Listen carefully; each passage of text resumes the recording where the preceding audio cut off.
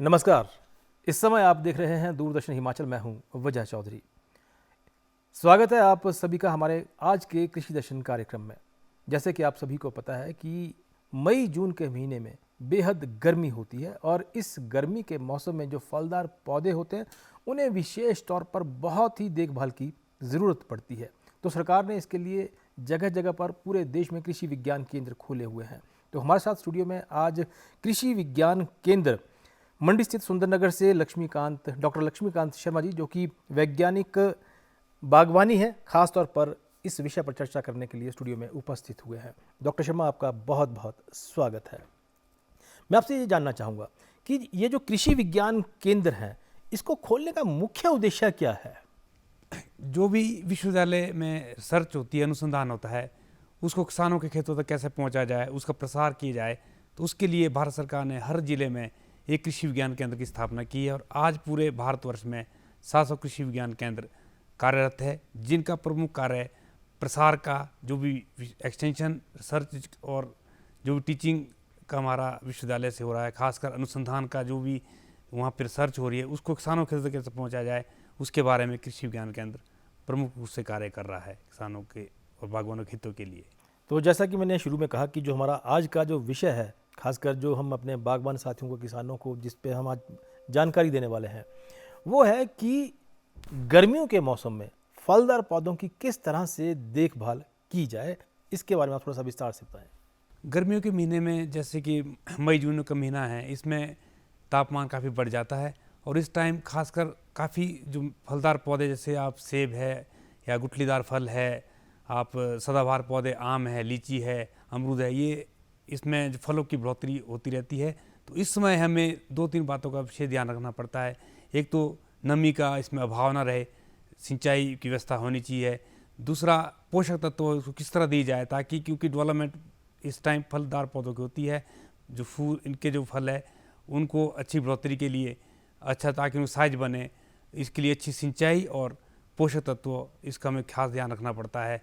तो जैसे सेब के बागवान है, तो दूसरा जो डोज है हमारा मई के महीने में, जो खासकर नाइट्रोजन का डोज है, आधी मात्रा तो फरवरी में डाल देते हैं, तो जो आधा मात्रा बच जाती है उसको अब इस टाइम डालने का उचित समय है, जो मई के महीने में 1 महीना फूल के बाद, क्योंकि कई जगह अप्रैल के लास्ट तक फूल चला होता है, तो 1 महीने बाद हम उसका दूसरा डोज डलवाते हैं। तो उसी तरह सिंचाई की व्यवस्था हम अपने बाग बगीचे में बनाए रखें, ताकि नमियों का अभाव ना हो और ताकि फलदार पौधों की ग्रोथ और जो फल है उसकी अच्छी बढ़ोतरी हो। बहुत अच्छी बात आपने की है। अब थोड़ा सा पॉइंट वाइज हम थोड़ा सा बात कर लेते हैं, ताकि जो हमारे किसान बागबान साथी हैं आपकी बात को अच्छी तरह से समझ सकें। जब तापमान अधिक हो जाता है, आपको पता है, ऐसे में वो कौन कौन से फल हैं जिनको कि ज़्यादा देखभाल की ज़रूरत पड़ती है?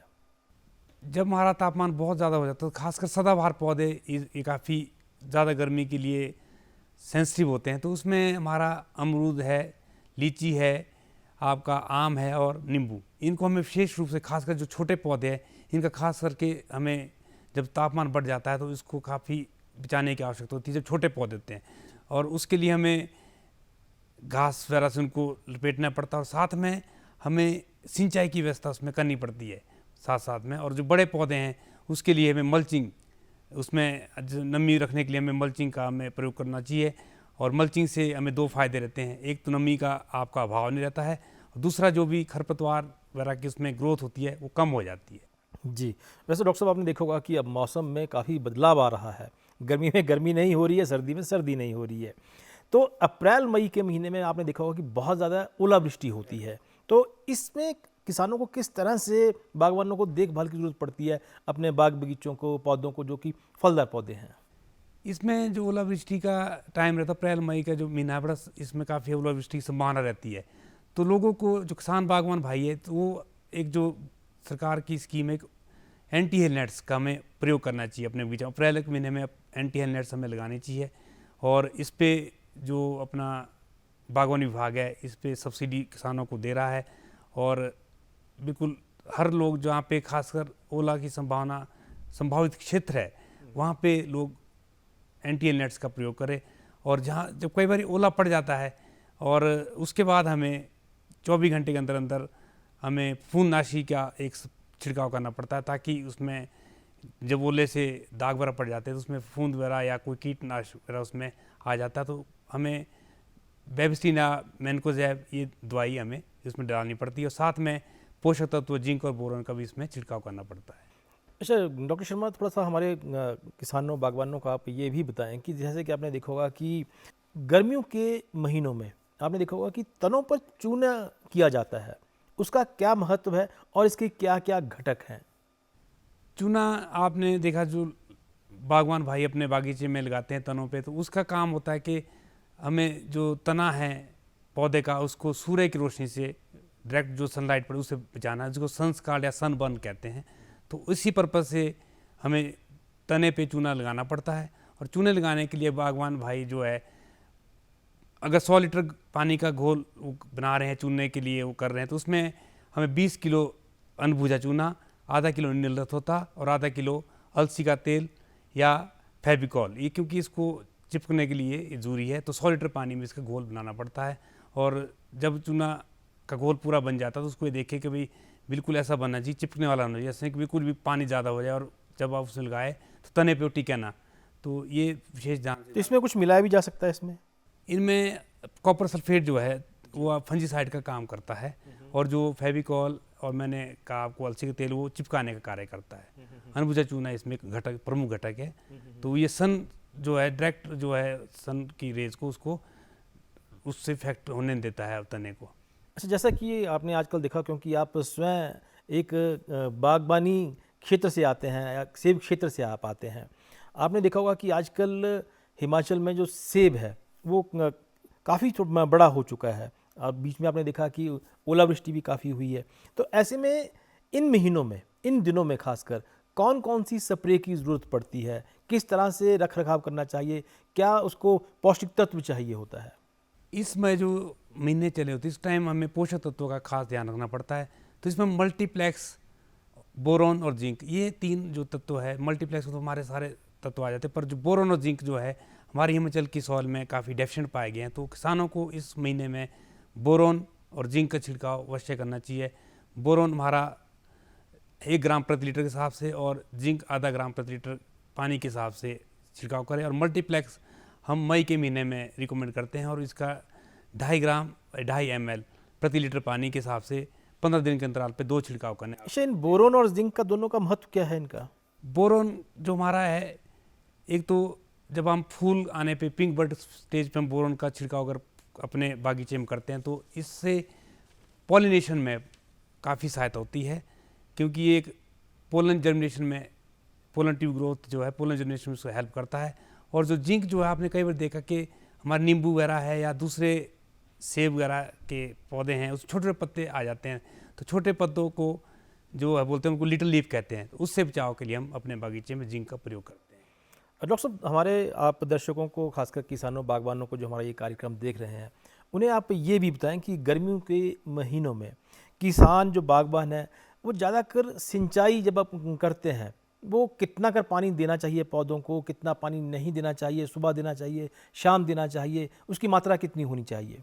ये डिपेंड करता है कि हमारा रेट ऑफ वेपरेशन क्या है, कितनी गर्मी है। तो अगर बहुत ज़्यादा गर्म तापमान चल रहा है तो हफ्ते में आप 2 बारी भी सिंचाई बड़े पौधों में कर सकते हैं। जो छोटे पौधे होते हैं, जो आप नए पौधे लगाए तो उसको हमें हर दिन भी देना पड़ता है पानी। पर जो बड़े पौधे हैं, अगर तापमान जब मैंने कहा कि भाई ज़्यादा बढ़ रहा है तो हफ्ते में 2 बारी, अगर नॉर्मल टेम्परेचर चल रहा है तो हफ्ते में 1 बारी।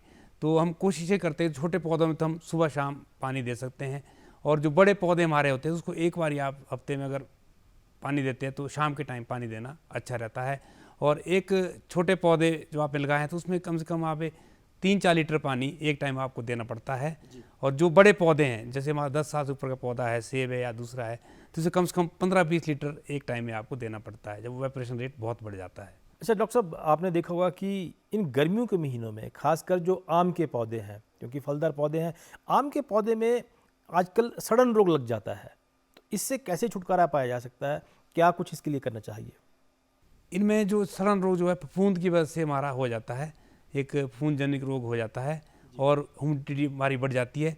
तो उसके लिए अनुमोदित किसान भाई जो हमारी छिड़काव सारणी है, क्योंकि जो छिड़काव सारणी है वो नौणी विश्वविद्यालय और बागवानी विभाग द्वारा अनुमोदित की होती है, तो उसके ऊपर जो भी दर्शाए गए फंजीसाइड है उसको लोग स्प्रे किए करें और बीमारी आने पे ही उसका छिड़काव करें। कई लोग करते हैं कि जैसे सेब की मैं बात करूं या दूसरे फल पौधे हैं, तो उसमें क्या लोग अपने पड़ोसी के इसमें कि भाई उसने स्प्रे कर दिए मैं भी इसको कर लूं, पर आप अपने बगीचे में जिस तरह का रोग या कीट आ रहा है उसी तरह का छिड़काव आप करें।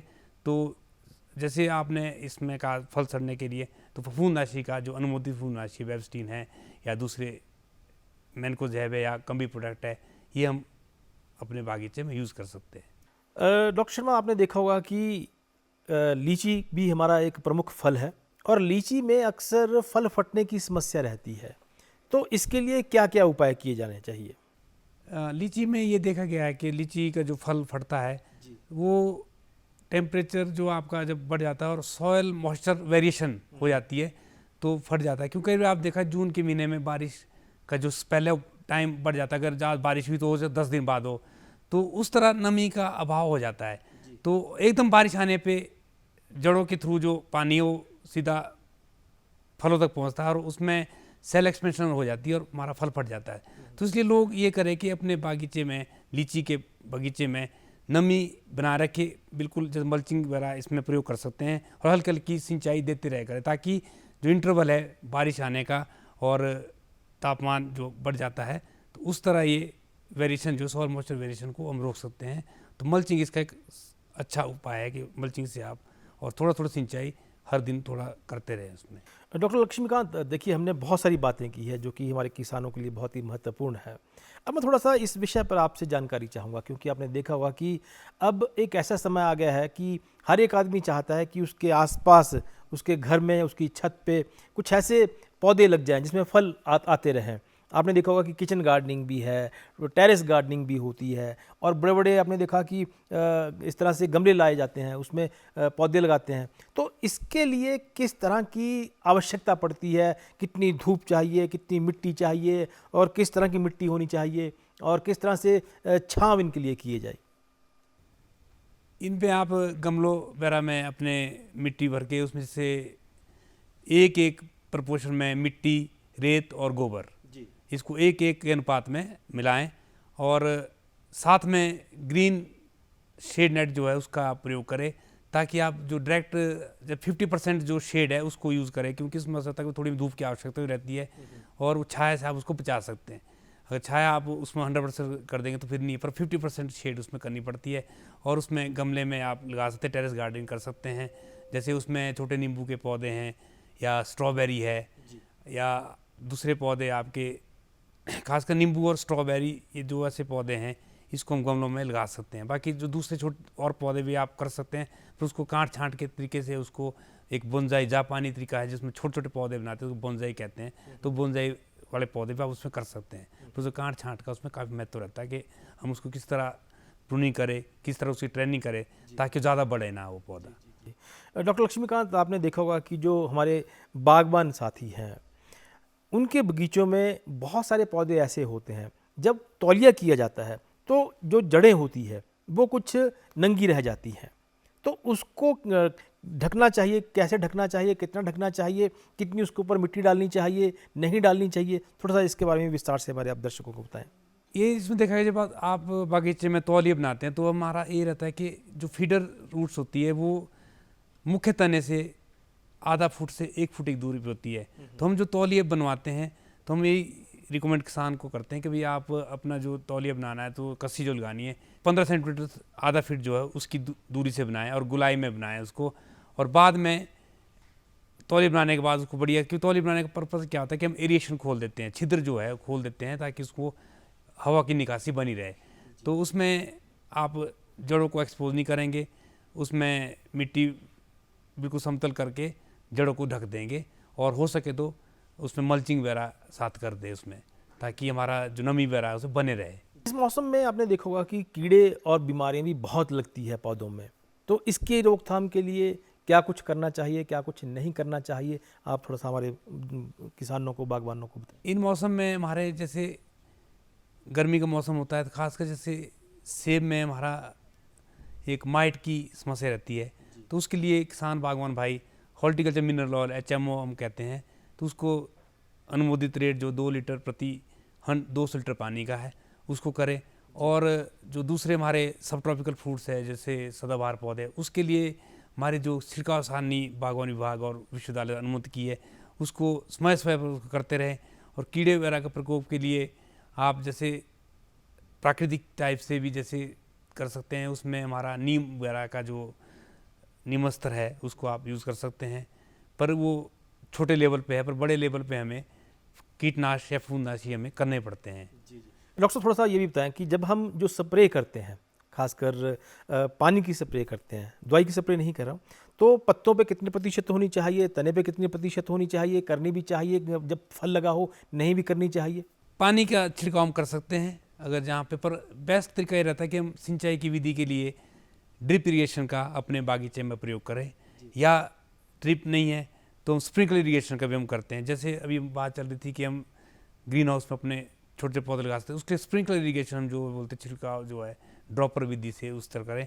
पर अच्छी विधि जो है हमारी टपक सिंचाई जो है ड्रिप इरिगेशन, हाँ जी, उसको हम अपने बागीचे में। लेकिन बड़े पौधों में किस तरह से करें ये?